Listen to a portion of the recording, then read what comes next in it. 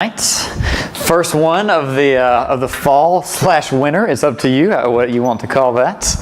But I am very excited that you're here. I'm gonna stand behind here and the whole time. If tonight is the first time that you're here with us, we appreciate you being here, and we're here every single Wednesday. I would love to have you back if that's something that you would like to do and fits your schedule. We're a group of people that just love God and we love others, and that's going to be the message tonight. And I hope you'll hear that. And also, there are some other first-time guests I'd love to introduce. A couple people, actually three in the back. I'll get in trouble if I don't say that. My lovely wife Mary has our two new children with us, Luke and Amelia. Little baby Mia's back there, and Luke. And so tonight is their first night worshiping along with us. So I am very excited that they get to be here. Well, we are beginning a 2-week mini-series going into actually something we call Missions Emphasis Week. And we have a missions fair coming up. And as you heard Demi actually say earlier, that we are about to reveal the spring spots locations. And so that will happen during the Missions Emphasis Week, and so that's coming up. But we wanted to try to get some momentum going into there, and so this series is all about sharing our faith, and that's kind of where we're going to be parking tonight. Tonight we're going to call this the Carter Effect, and you'll see why in just a minute. But so kind of 2 weeks going into there, and so we'd love to have you back next week for part 2. But to start this evening, I'd love to start actually with one of my favorite clips, or not favorite clips, but favorite movie, and a clip from that. And I'm going to set it up. We've got part 2 coming out here soon. Don't know quite when, but there's a movie in the 80s called Top Gun. And I don't know if a few of you have seen that, all right? And set the clip up a little bit. We've got two best friends. We've got Maverick and Goose, and they are drinking, I'm sure, apple cider and having a great time in a bar or someplace, wherever they are. And but Goose, he's living it up, and he's going to be the life of the party, and you'll see why in just here in a second. So yeah, let's check this out. Always go home with the hot women. All right, thank you, Carol. I'm gonna go embarrass myself with Goose for a while.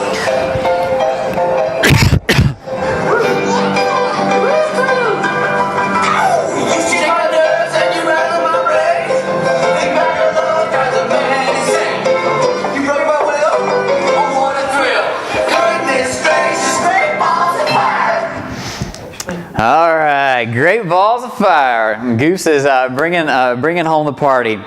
And so we're going to start there. We're going to park that there. We'll come back in just a second. But did you catch his shirt, by the way? That's a sweet shirt. I should have broke out the Hawaiian to match him tonight. But tonight we are going to not only begin with that, but I want to show you a picture of a man named, get that up there if you will. His name is actually, this is Ryan. And Ryan Philip Hurst Carter. And actually, this is a great picture, and it brings out the stud of the guy that he is, and it's one of probably his wife's favorite pictures. Actually, this is Ryan Hurst Carter. That's Ryan Carter right there. So we go to work at AO, and I tell him closed-toe shoes, obviously long pants, and this is what he shows up in. And he's bringing out the chainsaw, right? And in sandals and his jeans up to his knees. That is no surprise if you were to know him. And next slide. And so here's him. He's chopping wood, continuously being safe. Again, with the axe coming down near his shoes and his legs. We have, let's see, what's the next one we have up there? Okay, here we go. So this is when we were in Alaska on spots, and Ryan, he decides to, after we cut down some trees, instead of riding the snowmobile back, he decides that it's a wise idea to go 50 miles an hour on the top of a bunch of logs that's strapped on to a sled. So there's Ryan there. What else we got? Oh, this is Ryan taking a vacuum and sucking somebody's face off. That's great. All right, what else? This is Ryan sucking his own face off. Phenomenal. And then probably one more. And here's my buddy Ryan. And this is us in Alaska on spots. I'll never forget that first day when Nanette and I met Ryan. His dad, Coach Carter. Coach Carter, he's the tallest guy on campus. So if you don't know him, just look up and you'll find him. But he brings this kid in who's young, who's eager, who's overly confident, but he's a dynamite of a personality. And so he comes into the office and he says, "Here I am." And I'm thinking, for what? Like, who are you? And he just comes in and he's just going to conquer the world. And from day one, he owned this place. And he threw himself into everything that he did. At the time, Ryan, he had curly hair. And the reason that I say that, if you knew him, he had the evolution of his hair.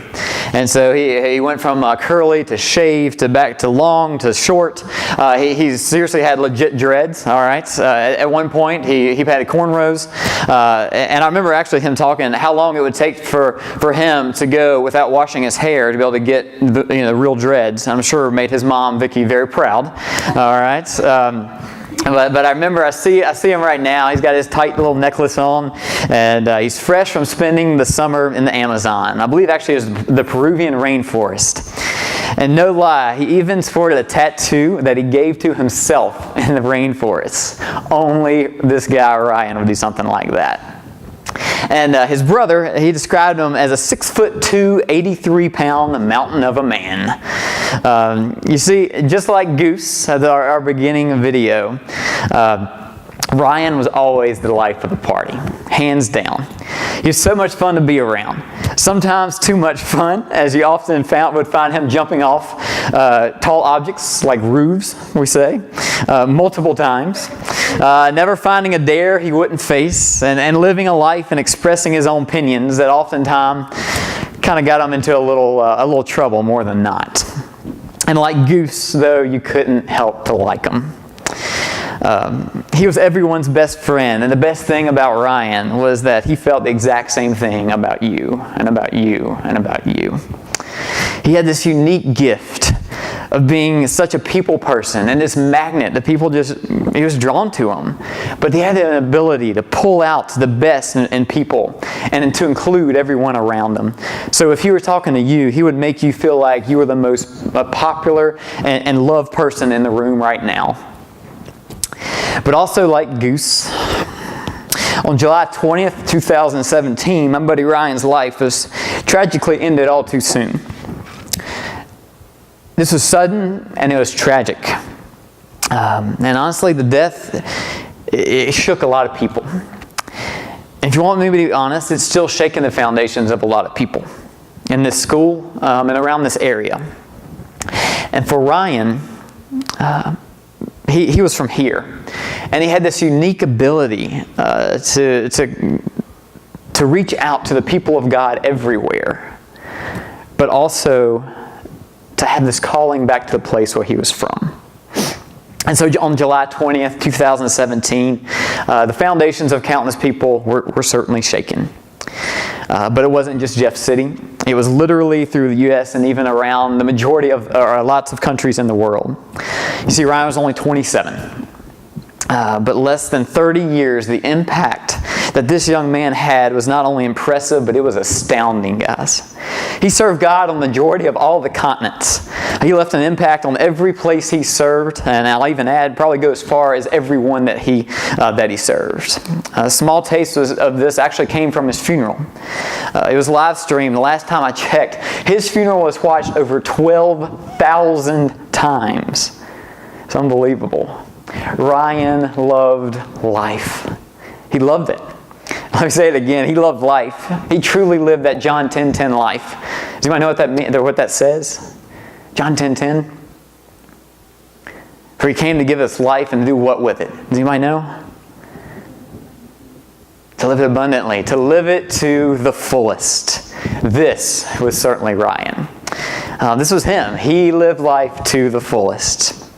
Now, not to paint a too rose-colored picture of Ryan, he definitely wasn't perfect. My NASCAR-loving friend, he was just downright stubborn. He could rub people the wrong way, especially if you talked or didn't want to talk theology or politics. But he lived a life his way, or shall I say, his way.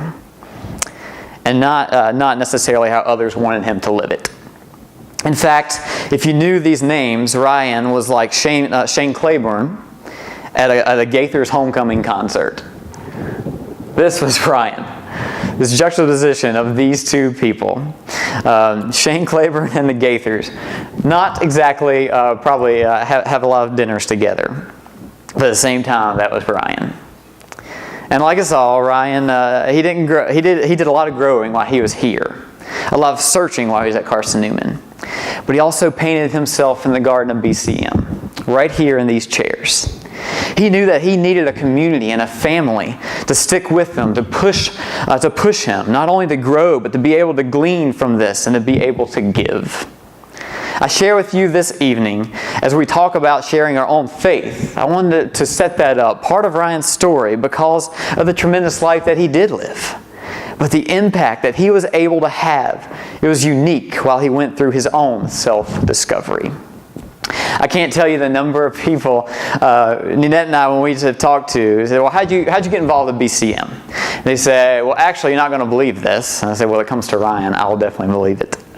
But there's this crazy guy who drove around campus in this sketchy red van, and he would yell out the window, and he'd say, hey, get in the van, we're going to BCM. Didn't have a clue who he was, but they'd get in the van and he'd bring them here.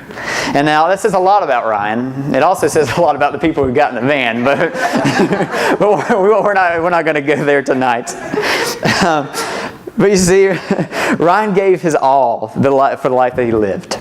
He wasn't perfect. In fact, just like you and I, as mentioned before, he went through a lot of ups and downs, and he delved into many seasons of his own self-discovery while he was here. But what was different about Ryan was he didn't let this stop him from living out his faith, even though he didn't have it all figured out. Even when he questioned, even when he didn't get it, even when despite his own self-doubt, God was still willing to use him even when he fought him all the way there. Ryan's life was evidenced through the life of Christ. You see, the relationship he had with Christ, he poured out on a daily basis. That's why I entitled this The Carter Effect. He wasn't waiting to live for Jesus, to figure it out, to just ease into something and then to step up when I'm a little bit older or when I have it all figured out. He had this urgency about him that he wanted to just push, and allowed him to listen to the Holy Spirit and to live out the calling God had put on his life wherever he was at that time. So as a college student, he loved people and he loved them well. As a summer missionary, he loved people and he loved them well. As a church intern, as a BCM lead team member, on spots trips at his church, with the homeless, under the bridge, at the restaurants, on a long car ride, hitchhiking from Florida, which I don't necessarily recommend, but he did, alone. In protests, in class, for him that could have been the same thing at some times. In conversations and in friendships. These are the places he lived out his faith, no matter where. In fact, he was actively looking for these places. Are you seeing the point? He did it in life. Where he was, no matter where he was or who he was with. For Christ had come to give us life and to live it what? Abundantly. To live life to the fullest. Ryan had one of the best worth ethics I have ever seen in my entire life. And he did it to love God and he did it to love people. The person sitting right beside you, and for these people over here on this side, and these people in the middle, and those people in the back, and the people that aren't here tonight. But it didn't come instantly to him. It wasn't just like he was born that way. Guys, continuously hearing the Spirit of God, it does not just naturally or instantly happen. We must tune our hearts and our minds and our spiritual ears to hear the tugs and whispers of the Spirit. And listen, get this part. The more you do try to listen, and the more you try to obey that loud whisper, the easier it really does get to trust Jesus, to live out your own faith, and maybe even share your own faith. It doesn't mean that you're going to be comfortable, but you will become more in tune with hearing the Spirit of God. And when you push yourself to live out who the Almighty will be in your life, this is when you become closer to Him. Sharing your faith, it can be scary. Probably shouldn't be, but let's call it what it is. It's intimidating sometimes, and it is scary. And the more you do it, the more natural it becomes. For Ryan, his mantra was truly Christ. Love God and love people. That's what it came down to him for. To love God and love people. So what do we share? What are we responsible for sharing? We share the good news. The good news is always the good news, but guys, it's not always easy. Just as there is grace for every single person here tonight, it's not cheap grace. It's immensely costly. It cost God the world. It cost God His only Son. It cost God, God. The good news of the gospel of Jesus Christ is that Jesus is Lord. Check this quote out. It says, I want you to see the gospel not only as the means by which you get to heaven, but as the driving force behind every single thing, every moment of your life. I want you to see how the gospel and it alone can make genuinely passionate for God, freeing you from the captivity of sin, and moving you outwardly to a joyful sacrifice on behalf of others. Not just a sacrifice, a joyful sacrifice. So what's the gospel? Maybe the better question is, what's the gospel personally to you? David Platt, he told this story. He was one time with a Buddhist monk. He was also a Muslim imam. And they all three were talking. And they're all discussing how all the religions of the world were quote, fundamentally the same. And the two were talking, and they say, we may have different views about those small issues. But when it comes down to the essential issues, each of our religions are basically the same. And so he said that he listened for a little while, and he heard them talking, going back and forth. And then they asked him what he thought. And he responded like this. Well, it sounds as though you both picture God, or whatever you call God. It sounds like you picture Him at the top of this mountain. I said, okay. And so, picture Him at the top of this mountain, and we are all at the bottom of this mountain. And so this guy, he goes up this way to get to God. And this guy, he goes up this way to God. And there's some more people, and they go this way. And maybe they cut across, and they go on this path. And they go a little further. Maybe they cut across because it's maybe easier here and to be able to get to God. And all of a sudden, they started smiling, and they started listening to him. They were like, yes. He was like, you're getting it. That's exactly what we're saying. He says, okay. He says, well, let's go with this. Continue this analogy. What if I told you that this God that sits on top of this mountain, that all these people at the bottom are trying to get to, what if this God, what if He came down to them? What would you think of that? And the guy said, yes. Tell me more. What if that God came down to the people to be with Him instead of us going to God? He said, then let me introduce you to my friend Jesus.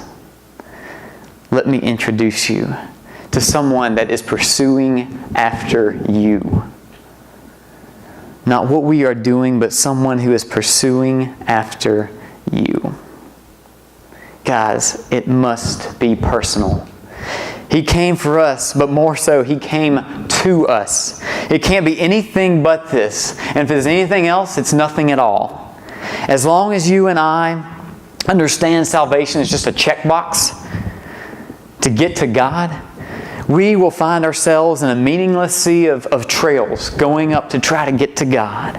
It's a lot of work. It's a long journey and just ending up where everyone else they think they're going. When you and I realize that we are morally defunct, we are dead to our own flesh, our own desires. Anybody have any of those? Read James, by the way. Do it this week. Anytime we fail against our own temptation, anytime we sin, we